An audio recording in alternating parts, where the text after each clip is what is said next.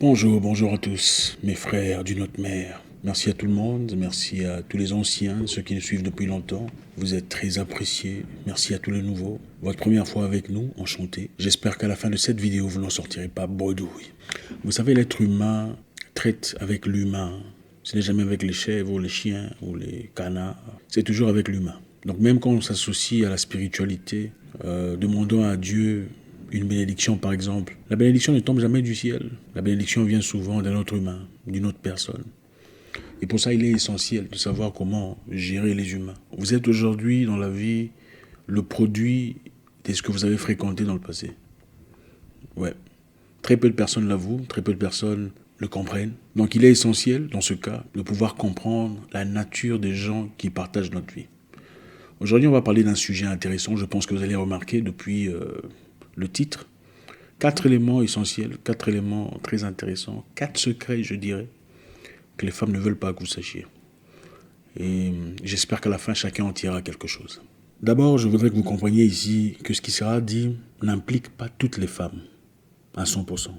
Toutes les femmes ne sont pas comme ça. Mais il faut aussi savoir que quand on parle de racisme, quand on milite contre l'injustice, ça ne veut pas dire que tous les blancs sont racistes. Mais cela ne veut pas non plus dire que beaucoup de blancs ne sont pas racistes. Donc l'un ne soustrait pas l'autre. La première théorie n'écrase pas la deuxième. Le premier secret ici, qu'on ne veut pas que vous sachiez, est que les femmes font du monkey branching.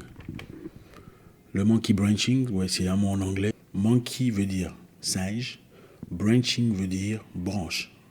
Branching, c'est l'échange de branches. Donc pensez au singe en train d'échanger des branches. Pour qu'un singe quitte une branche pour une autre, qu'est-ce qu'il fait? Il attache sa patte ou sa main à l'autre branche. Le concept du monkey branching est explicité. Ça veut simplement dire que beaucoup de femmes, avant la fin de leur relation, entretiennent déjà quelque chose d'autre à côté. Ça peut être très bénin, ça peut être quelque chose de négligeable. Ah, c'est juste un ami, c'est juste une personne avec qui on discute, on échange. Ça pourrait être juste des chats, sans aucune, sans rien d'impliquant. Des échanges, des bonjours, comment ça va, tout ça. L'objectif du monkey branching, c'est assurer ses arrières. Ça veut dire s'assurer qu'on a une place au cas où la relation précédente ne fonctionnait pas.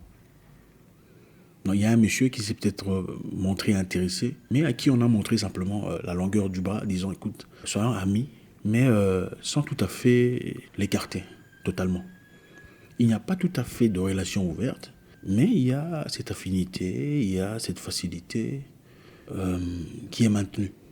L'objectif, évidemment, est de ne pas se sentir seul en cas de difficulté. C'est aussi de préparer sa sortie dans les bonnes manières, sans traverser à travers beaucoup de peines émotionnelles. Alors, pourquoi les femmes font le monkey branching? Les femmes font du monkey branching parce que beaucoup ont peur d'être seules.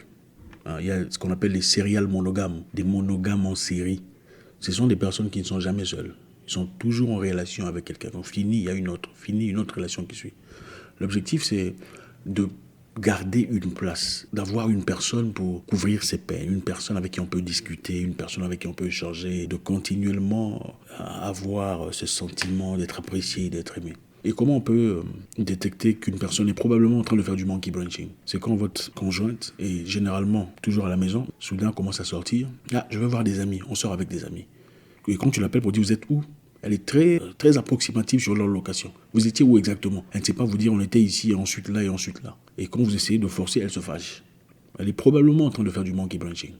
Toujours au téléphone, en train de discuter avec qui on ne sait pas. Toujours en train de chatter, toujours en train de... quelquefois, elle va de côté. Probablement en train de faire du monkey branching. Alors, banalement, pour expliquer le monkey branching, parce que quand vous prenez la tête avec votre femme, il y a souvent un monsieur là à côté avec qui elle est en train de discuter.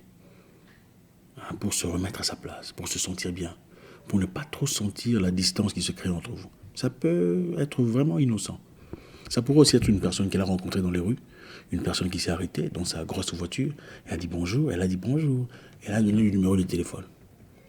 Mais ça a stoppé là. Elle a donné le numéro de téléphone, mais il n'y a pas eu de discussion, ça n'a jamais progressé, parce que vous êtes là. Mais en cas de difficulté, le monsieur est comme un backup, c'est comme... Vous comprenez ce qu'est un backup? C'est quelqu'un, c'est la personne vers qui il se tournera immédiatement à partir du moment où vous deux, ça ne marche plus. Alors, pourquoi les femmes ne veulent pas que vous sachiez qu'elles font du monkey branching? C'est pour éviter le slut shaming. Alors, slut shaming, ça veut dire quoi? Le slut shaming est un concept proposé à l'origine par des féministes canadiennes et américaines. Le slut shaming consiste à stigmatiser ou culpabiliser ou disqualifier toutes les femmes dont l'attitude ou l'aspect physique serait jugé provoquant ou trop ouvertement intime. C'est un peu pour dire les femmes dont l'attitude ressemblerait aux attitudes de l'homme, l'attitude sur le plan intime, quoi. Les femmes qui cherchent multiples hommes, multiples partenaires, multiples aventures, souvent sont sujets du slut shaming. Alors pour éviter le slut shaming, parce que généralement on a tendance à culpabiliser les femmes pour avoir 2 hommes ou plus, c'est censé, dans une société normale, n'est pas être la norme. Ça c'est réservé aux hommes. Je sais que c'est pas normal, mais bon, c'est un peu ça. Alors le slut shaming, c'est le fait de dire du mal de femmes dans ce sens-là. Alors pour éviter que vous ne sachiez que les femmes font du monkey branching, elles évitent en effet de le dire pour ne pas être sujet au slut shaming, à cette oppression, à cette discrimination. La deuxième chose que beaucoup de femmes ne veulent pas que vous sachiez, c'est que l'hypergamie se fout de l'acuité de la relation. Deuxième secret. L'hypergamie, c'est quoi? L'hypergamie, c'est quand on se connaît faible, mais on veut avoir un homme plus fort, plus intelligent, un homme mieux situé sur le plan social. On vient d'une famille socialement ici, et on rencontre un homme socialement là, et on veut de cet homme. C'est ça l'hypergamie. L'hypergamie, c'est, comme je l'ai dit précédemment, être une femme 5, désirer un homme 8, par exemple. Parce qu'on a intérêt à désirer un homme 8, parce qu'on a l'impression que sa vie s'améliore. On a face à soi une personne assise sur ses projets, une personne financièrement stable, et avec ça, on peut avoir une amélioration concrète dans sa vie personnelle. L'hypergamie, c'est le fait d'éviter de se mettre avec une personne moins que soi ou comme soi, mais désirer essentiellement d'être avec une personne beaucoup mieux que soi. Maintenant, le danger ici est que beaucoup d'hommes ont tendance à croire qu'à force d'investir en matériel, en beaucoup de choses dans la relation, à force d'acheter quelque chose à la femme, lui offrir de l'argent, lui faire des faveurs, lui ouvrir certaines portes, ils sont immunisés au changement provenant de la femme. Un changement qui pourrait venir, donc un changement d'idée, un changement de pensée, un changement d'ambition. Ou en d'autres termes, ils pensent à force d'investir dans la vie de cette fille, ils acquièrent une loyauté éternelle de la part de cette personne. D'abord, je voudrais que vous compreniez une chose. Une personne peut être loyale à vous pendant un moment de votre vie.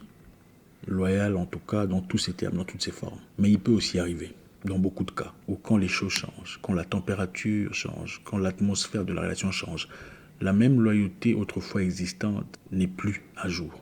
Les humains changent, les objectifs changent, les objets changent, les choses changent. Donc beaucoup d'hommes pensent pouvoir créer de la sécurité avec leur conjointe ou leur petite amie en créant de l'acuité dans la relation, c'est-à-dire en investissant dans la relation. Ça ne marche pas avec tout le monde. Écoutez, vous êtes peut-être la femme qui n'est pas comme ça, mais vous êtes spécial. Beaucoup sont différentes. Votre investissement ne vous prémunira pas de la possibilité d'un changement.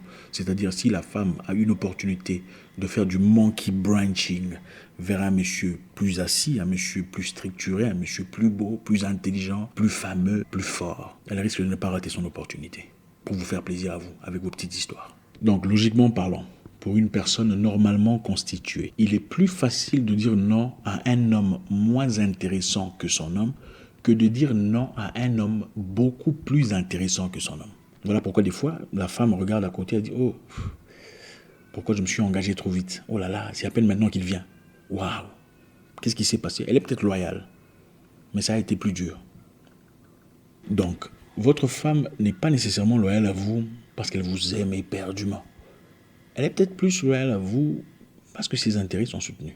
Quatrième secret que beaucoup de femmes ne veulent pas que vous sachiez. C'est que les femmes s'ennuient beaucoup plus vite de la relation que ne le font les hommes. Esther Perel a dit dans son livre Mating in Captivity, je pense qu'il y a des versions en français, Mating in Captivity. Un homme par exemple, généralement après 3 ou 4 ans dans une relation stable, a plus ou moins, malgré les difficultés, la même tendance, les mêmes sentiments sur le plan physique, sur le plan général. Ça va très doucement. Mais chez les femmes, quand elles en a marre, c'est une chute libre. Ce n'est jamais progressivement tombant. Voilà pourquoi vous entendrez beaucoup de femmes vous dire « Bon, je suis resté pour les enfants. Franchement, je ne m'y retrouve plus. Je ne sais plus trop ce que je fais. Mais bon, je me sacrifie pour les enfants. » Ça ne veut pas nécessairement dire que le monsieur est mauvais, méchant, infidèle, voyou, impoli. Pas nécessairement.